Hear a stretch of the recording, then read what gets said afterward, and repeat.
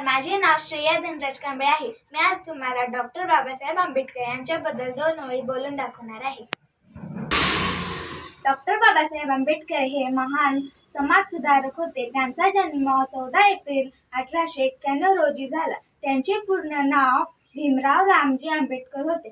शालेय जीवनात ते दररोज 18 तास अभ्यास करत होते. डॉक्टर बाबासाहेब आंबेडकर हे भारतीय संविधानाचे शिल्पकार होते. त्यांनी दीनदलितांना न्याय मिळवून दिले. त्यांनी शिका, संघटित व्हा व संघर्ष करा हा संदेश दिला. ते स्वतंत्र भारताचे पहिले कायदा मंत्री होते.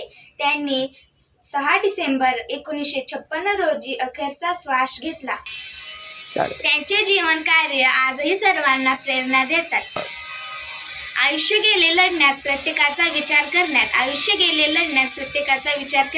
या देशाला समतेकडे नेण्यात, प्रत्येकाला भारतीय म्हणून घडवण्यात,